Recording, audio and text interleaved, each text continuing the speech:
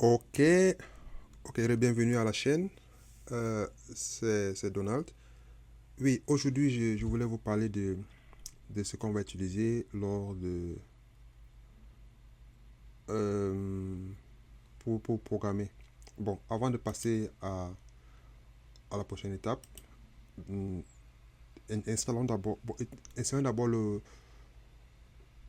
l'outil avec lequel nous allons écrire du code de Python. Cet outil s'appelle Google Colab. Ok. Pour le moment, on veut juste apprendre Python, comment Python fonctionne, donc on n'a pas besoin d'installer un truc dans notre machine. Tout ce dont on aura besoin, c'est d'un navigateur. Le mien, c'est Google Chrome. Vous allez sur drive.google.com, ici. Ici, drive.google.com. Vous allez tomber sur ceci. Bon, si on passe sur drive.google.com, qu'est-ce qu'on voit? Oui, on voit ceci. Ceci. Ok. Vous faites un clic droit. Vous allez voir les options. Ok. Partir sur plus. Associer plus d'applications. Ceci est disponible uniquement sur ordinateur. Bon, pour installer, ce n'est que sur ordinateur. Maintenant, pour utiliser, on peut le faire sur téléphone. Donc, installons d'abord sur ordinateur. Après, je vous montrerai comment le faire sur téléphone, comment utiliser le fichier sur téléphone. On fera comment? Tapez collab, collab, et vous allez voir collaboratory. Collaboratory. Collaboratory. Oh, ok. Voici ce dont on a besoin. CO. Voilà. Cliquez sur, vous cliquez sur installer. Continuer.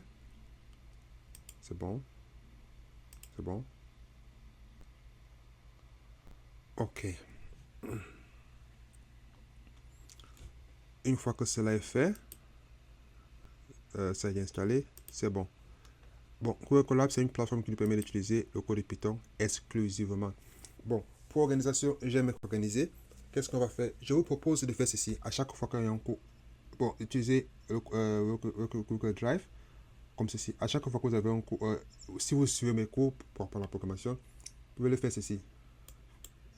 Créer le nouveau dossier. Pour créer le nouveau dossier, clic droit, nouveau dossier. Vous pouvez nommer 01 collab. Donc ça vous restez organisé. Ok.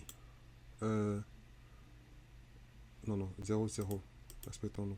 Pour renommer le dossier, cliquez sur les trois points. Renommer. On part 00 collab. Ok. Si vous voulez cliquer, prochain cours c'est Python Basics, les bases de Python. Nouveau dossier 00 base Python. Comme ceci, vous aurez 00, excusez-moi, 01. Voilà. Comme ceci, vous aurez pour vous des dossiers organisés de telle façon que vous pourrez savoir que bon, vous voulez commencer. Bien, si vous voulez revisiter ce que vous avez fait, vous venez 00 collab ou bien 01. Voilà, si vous savez l'ordre, vous pouvez vous fier à 0001. Ok, allons cliquer sur collab. Et dans collab, nous sommes déjà dans collab, drive, collab. Faites un clic droit. Allez sur plus, vous allez voir. Bon, ce sont les applications que Google Drive vous offre. Nous avons Google Dossier, c'est comme Microsoft Word. Google Sheets, c'est comme Excel. Google Form. Google Slides, c'est comme PowerPoint. Google Form, c'est pour les formulaires. Google Site pour faire les petits sites. Google App Script pour faire les scripts. Nous voulons Google Colab. Ok. Une fois que c'est fait, ça va ouvrir. Il y a deux façons. Et maintenant, quand un nouveau fichier Google Colab est créé, ça met un title 0. Ok. Ici sont toutes les dépendances qui sont installées. Les dépendances, pour le moment, on ne sait pas. Mais dans l'avenir, je vous dirai. Parce que nous allons utiliser souvent tous ces bon, plus de la majorité dans l'avenir. Quand on fait l'intelligence artificielle. Mais pour le moment, on n'a pas besoin. Pour renommer, il y a deux façons. Soit vous faites ici, vous cliquez sur les trois points.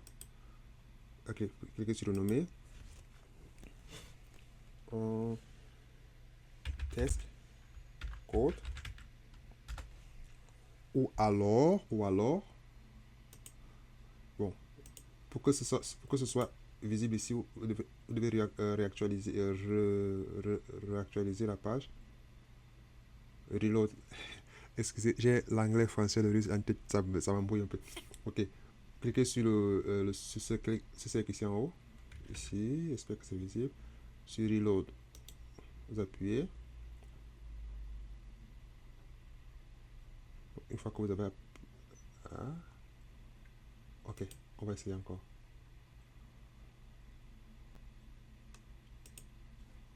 Ah, nous n'avons pas renommé. On renomme. Test. Et si vous avez regardé, ça finit avec... Bon, dans l'ordinateur, nous avons ceci. Nous avons l'extension, c'est le type de fichier, c'est le raccourci du type de fichier que nous utilisons. Par exemple, les fichiers Excel ont l'extension XLSX. XLSX. Voilà. Et pour savoir l'extension, qu'est-ce qu'on fait? Souvent, l'extension vient après le nom, bon, après le point. Donc, on met le nom, le point, extension. Donc, vous n'avez pas besoin d'effacer l'extension. Vous laissez l'extension, vous renommez juste ça, c'est ceci. On peut dire test, collab. Et si vous avez remarqué, je me séparer avec. Je ne laisse pas d'espace. Au concret, je mets un trait de 8, ben barre de 8, en que de mots. Je l'ai eu avec l'expérience avec Python. C'est comme ça que nous nommons les variables. Quand un variable a plusieurs noms, à plusieurs mots, peut-être nom de l'élève, on met nom, barre de 8, 2, barre de 8, élève. On appuie sur OK. J'espère que c'est actualisé. OK, c'est bon. Souvent, ça ne donne pas vous actualiser sur la page. C'est comme ça. Bon, maintenant, je actualise. Voilà. On voit test collab. Maintenant, la deuxième façon de renommer, c'est juste appuyer ici. Et aussi l'extension IPYNB. C'est veut dire interactive Python Notebook. Je ne peux pas, je sais pas comment. Je peux traduire en français. Bon, un carnet interactif de Python. Cahier interactif de Python. Bon, c'est pas si c'est passé, ça va vous aider. Au cas où on vous demande quelque part. Bon, pour renommer ici, dans le collab, on va mettre test 1, 2, 3. Voilà, et vous avez le nouveau nom. Et si vous venez actualiser ici, vous allez voir. Ah, peut-être que ça met du temps. Ah bon, qu'est-ce qu'on veut? Bon, pour tester si ça fonctionne, on va faire ceci par exemple. Si on dit A, disons A égale 5. Une fois que vous avez fait A égale 5, vous appuyez sur le bouton Play.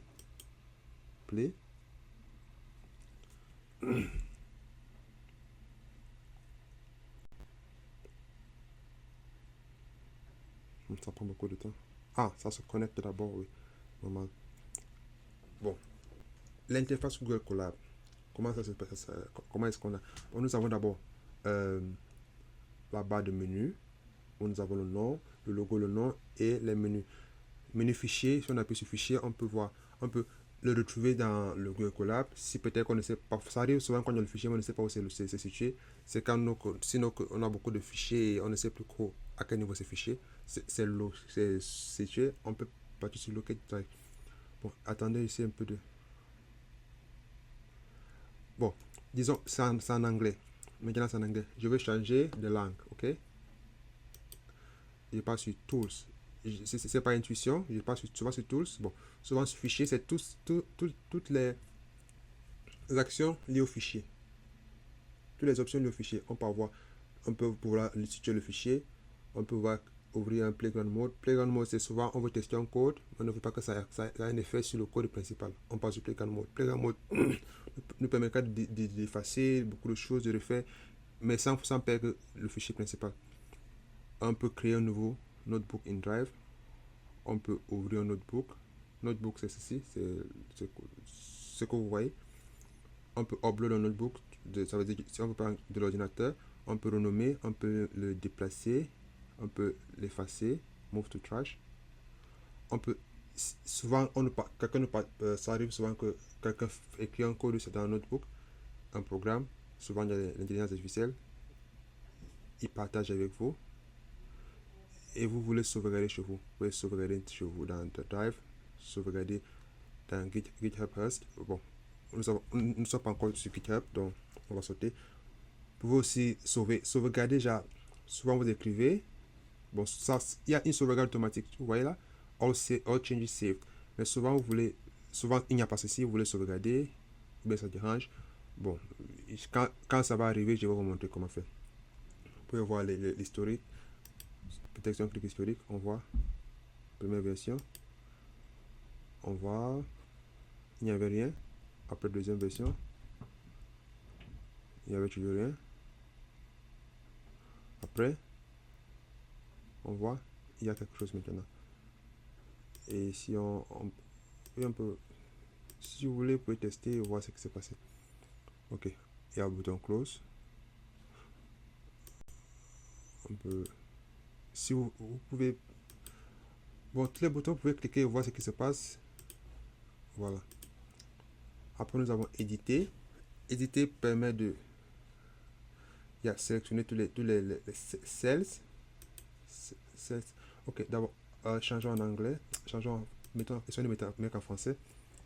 Allons sur éditeur. Ah, non, attendez. Oui. Non. Ah bon. Essayons de...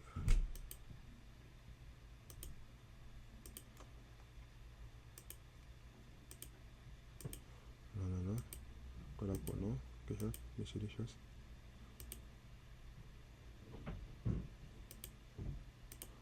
Bon, ça va vous faire afficher les chiens, les crabes, parce que ici en haut, c'est souvent bon, juste pour le design. Bon, si on actualise. Ah oui, les voilà. Bon, pour que... Et aussi. Ah, celles, ce sont les cellules. Voici les cellules. Donc, Colab nous donne l'option de créer deux types de cellules. Et pour créer les cellules, il y a deux types de cellules. Cellule code, où on peut écrire du code, comme ceci. Bien, cellule texte. Si vous êtes dans une cellule et vous cliquez ici en haut, vous allez créer une cellule en bas. Ok. Nous allons créer, disons peut-être addition. Ah, non, ça va, pas besoin de ça. Non, on va changer quelque chose.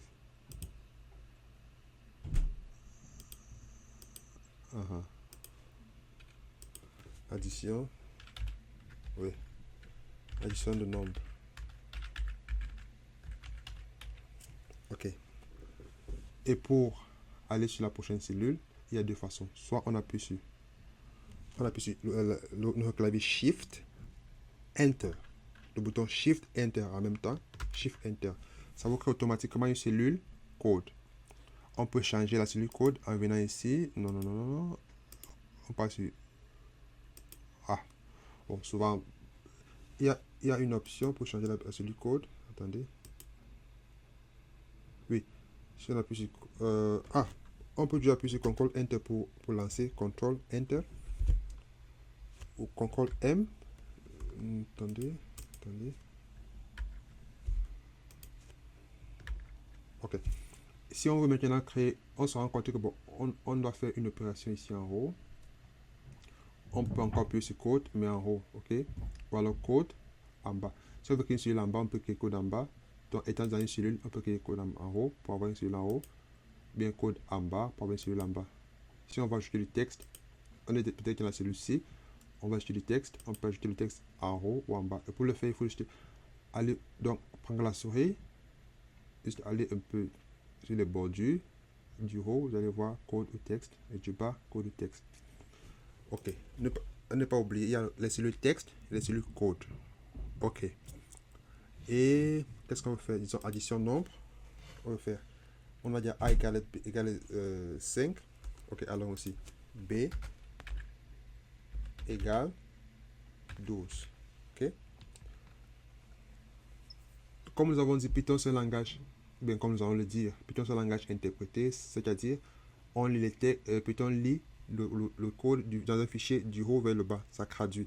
Et pour cela, bon, pour que les variables soient accessibles en bas, faudrait qu'elles soient déclarées en haut. On va le voir en détail dans un cours.